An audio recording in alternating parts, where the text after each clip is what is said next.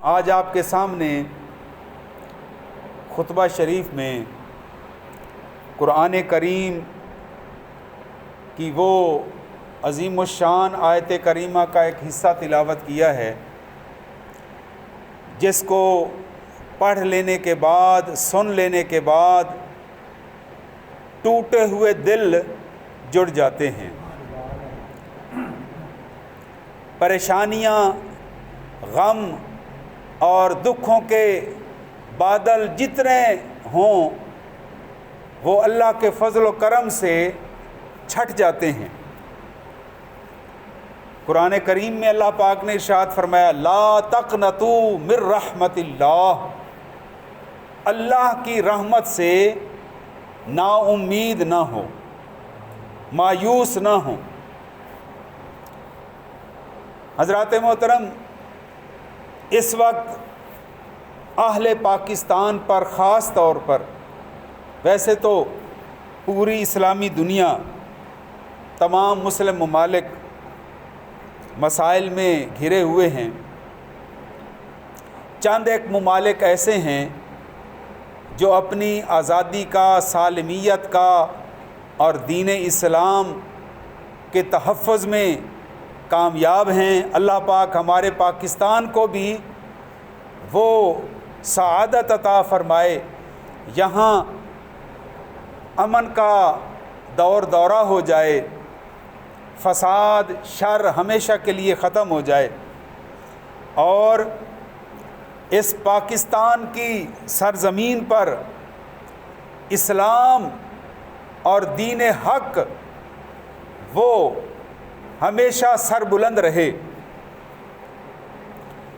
لیکن آج کل صورتحال یہ ہے، قوموں کی زندگی میں جس طرح افراد کی زندگی میں نشیب و فراز آتے ہیں، کبھی خوشی اور کبھی غم، سدا دن ایک جیسے نہیں رہتے، اسی طرح قوموں کی زندگی میں بھی آزمائشیں آتی ہیں۔ جب ایسی صورتحال ہو تو ہر وہ شخص جو دوسروں پر اثر انداز ہو سکتا ہو، اپنی زبان کے ذریعے، اپنی تحریر کے ذریعے، اپنے خطاب کے ذریعے، اپنی مجلس اور صحبت کے ذریعے، ہر اس بندے کا یہ فرض ہے کہ لوگوں کو مایوس ہونے سے بچائے، انہیں امید دلائے کہ سدا یہ وقت ایک جیسا نہیں رہے گا، ایک وقت آ جائے گا جب یہ دکھ خوشیوں میں تبدیل ہو جائیں گے۔ آج کل پاکستان میں بھی اسی طرح کے حالات ہیں۔ ہمارا پاکستان آزمائشوں کا شکار ہے، اور خاص طور پر مہنگائی، جس سے ہر چھوٹا اور بڑا، امیر اور غریب، اب تو ہر بندہ اس سے متاثر نظر آ رہا ہے۔ تو آپ کو گھبرانے کی ضرورت نہیں ہے، آپ اللہ کے پاک کلام سے ہم مدد حاصل کرتے ہیں۔ قرآن کریم نے ہمیں ارشاد فرمایا ہے، لا تقنطوا من رحمت اللہ، اور اللہ کی رحمت سے کبھی بھی نا امید نہ ہوں۔ رب العالمین ہمیں اپنی بارگاہ سے مانگنے کا سلیقہ اور توفیق عطا فرمائے، غیروں کی محتاجی سے بچائے، اور اپنے خزانہ غیب سے ہر ایک کو اتنا عطا فرمائے کہ کسی دوسرے کے سامنے ہاتھ پھیلانے کی نوبت ہی نہ آئے۔ تو اس کے لیے ہمیں نبی اکرم صلی اللہ علیہ وآلہ وسلم کی سیرت پاک کا مطالعہ کرنا انتہائی ضروری ہے۔ نجات کے لیے علماء نے فرمایا ہے 2 راستے ہیں، ایک تو خلوص عمل، جو بھی کام کریں وہ خالص اللہ کی رضا کے لیے کریں۔ خلوص عمل کے ساتھ ساتھ اتباع رسول وہ ضروری ہے۔ مثلا ابھی ہم جمعہ کے 2 فرض ادا کریں گے، ہے تو اللہ کی عبادت, ہے تو نماز, لیکن کوئی بندہ کہے کہ نہیں آج تو جمعہ میں معاذ اللہ 1 رکعت کا پڑھوں گا, تو وہ کافر ہو جائے گا. اور اگر کوئی یہ کہے کہ آج ہم 2 کی بجائے 3 رکعتیں پڑھیں گے, تو وہ بھی ختم, وہ بھی خارج ہو جائے. کیوں کہ ہم اپنی مرضی سے کمی بیشی نہیں کر سکتے. جو اللہ کے رسول نے فرما دیا ہے وہ حق ہے, وہ سچ ہے, اور وہی اتباع کے قابل ہے. تو خلوص عمل بھی ضروری ہے, اور نبی پاک علیہ الصلاۃ والسلام کی پیروی اور حضور کی فرما برداری بھی ضروری ہے. آپ نے اکثر دیکھا ہوگا کہ کبھی کبھی ہم تو خطا کار انسان ہیں, مسلمانوں سے بھی, کسی مسلمان سے بھی کوئی گناہ سرزد ہو جاتا ہے, اور کبھی کبھی ایسا ہوتا ہے کہ کسی کافر سے نیک عمل ہو جاتا ہے. تو اس کی کیا حکمت ہے؟ تو علماء نے یہ فرمایا ہے کہ سارے انسان ہیں تو آدم کی اولاد, بعد میں دنیا میں آ کر کچھ مسلمان ہو گئے اور کچھ بد نصیب کافر ہو گئے, لیکن ہیں تو اولاد آدم میں شامل. کفار بھی اولاد آدم میں شامل ہیں. لیکن جب یہ سارے انسان حضرت آدم علیہ السلام کی پشت مبارک میں تھے, تو اگر کسی مومن کے ساتھ کسی کافر کی بو بھی شامل تھی, تو دنیا میں آ کر اس کا یہ نتیجہ ہوا کہ اس کافر کی بو کی وجہ سے مسلمان سے بھی گناہ سرزد ہو گیا. اور اگر وہاں پشت آدم علیہ السلام میں کسی کافر کے ساتھ کسی مسلمان کی روح قریب قریب تھی, اس کے پڑوس میں تھی, تو مسلمان کی خوش قسمتی کا اثر اس کافر کی روح پر بھی ہو گیا. لہٰذا وہ دنیا میں آ کر اس نے نیک کام کر لیا, اچھا کام کر لیا. جیسے آپ نے دیکھا ہوگا کفار بھی کبھی کبھی اچھے کام کر لیتے ہیں, لیکن وہ اپنی ان میں ان کا کمال نہیں ہے. وہ کسی مسلمان کے پڑوس میں پشت آدم میں رہے, اور اس ہمسائیگی کی وجہ سے نیکی کا اثر ان پر بھی ہو گیا, ان سے بھی نیکی سرزد ہو گئی. لیکن کفار اس دنیا میں جتنے بھی کوئی اچھے کام کریں گے جس سے لوگوں کو فائدہ پہنچے گا, اس کا صلہ کافر کو اسی دنیا میں دے دیا جاتا ہے, دولت کی شکل میں, جوانی کی شکل میں, روپے پیسے کی شکل میں, اولاد کی شکل میں. اس کا اللہ پاک صلہ رائے گاہ نہیں جانے دیتا.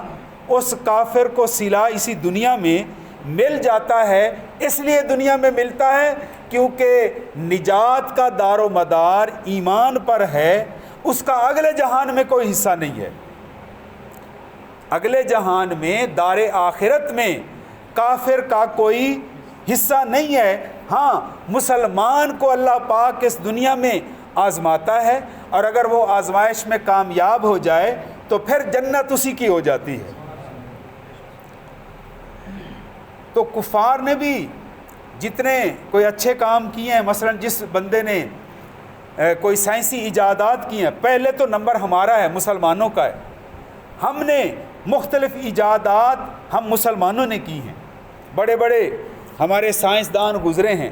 مثلا بحری بیڑا, سمندر میں بحری بیڑا, یہ سب سے پہلے حضرت سیدنا امیر معاویہ رضی اللہ تعالیٰ عنہ کے دور میں مسلمان انجینئرز نے بنایا تھا, اور سمندروں کے ذریعے تجارت کو فروغ دیا.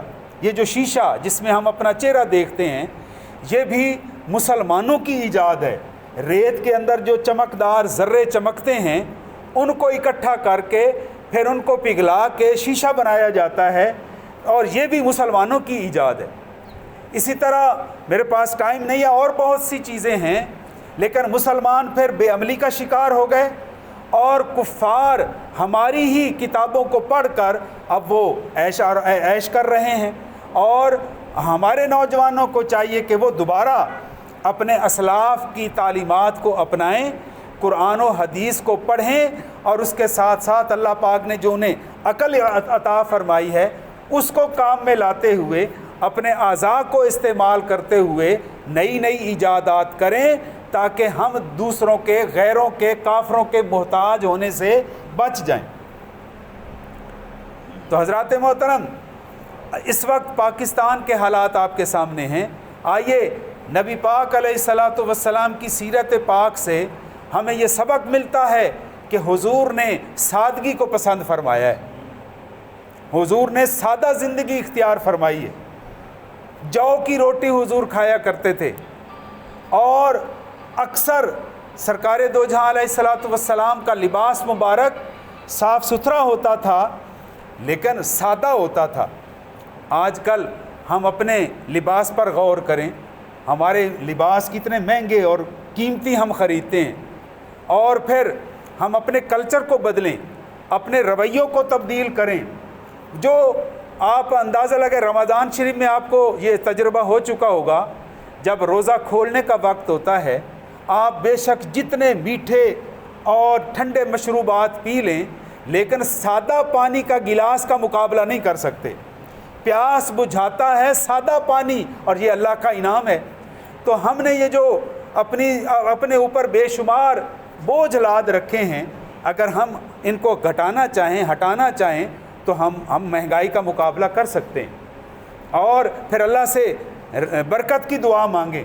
مثلا اپنا جوتا اس کو گانٹھ کر بھی پہن لینا سنت ہے۔ اپنا کپڑا پھٹ جائے اس کو پیبند لگا کر، پیبند لگے ہوئے کپڑے کو پہننا بھی نبی پاک علیہ السلام کی سنت ہے۔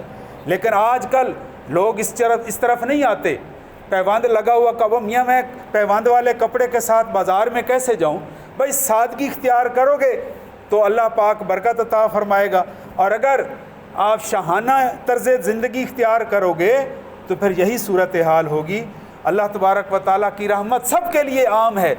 آخر میں سنیے، حضرت مولا علی شیر خدا، خلیفہ چہارم، داماد رسول، مشیر صحابہ، حضرت علی المرتضیٰ رضی اللہ تعالیٰ عنہ سے کسی نے پوچھا کہ حضور بتائیے کہ گناہ گار کو اللہ کی رحمت سے کتنا ایک حصہ ملتا ہے، ملتا بھی ہے یا نہیں ملتا؟ تو آپ سرکار نے فرمایا کہ 2 برتن لے آؤ، ایک صاف ستھرا خوبصورت، اور دوسرا میلا کچیلا اور بدصورت، دونوں برتن لے کر آؤ۔ آپ کی خدمت میں پیش کر دیے گئے۔ تھوڑی دیر کے بعد اللہ کی رحمت ہوئی، بارش ہوئی۔ آپ نے فرمایا دونوں برتنوں کو، خوبصورت اور صاف ستھرے برتن کو بھی اور بدصورت برتن، ان دونوں کو بارش میں رکھ دو۔ تو پھر کیا ہوا؟ بارش جب برسنا شروع ہوئی، وہ جس طرح صاف برتن میں پانی کے قطرے جا رہے تھے، ویسے ہی بدصورت برتن میں بھی پانی کے قطرے جمع ہونا شروع ہو گئے۔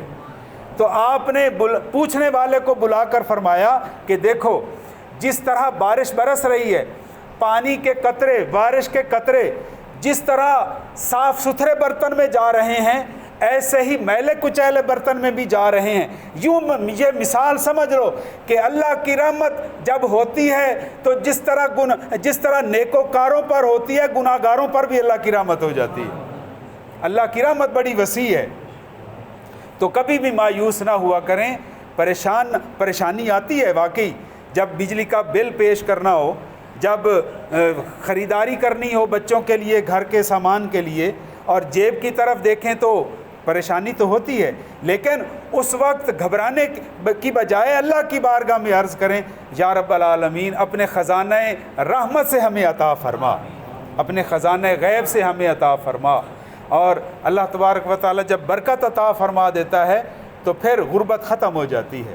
تو آئیے اللہ تعالیٰ کی بارگاہ میں عرض کرتے ہیں، یا رب العالمین ہمارے پورے پاکستان پر اپنا فضل و کرم فرما، مہنگائی کے اس مصیبت سے ہم سب کو نجات عطا فرما۔ وما علینا الا البلاغ المبین۔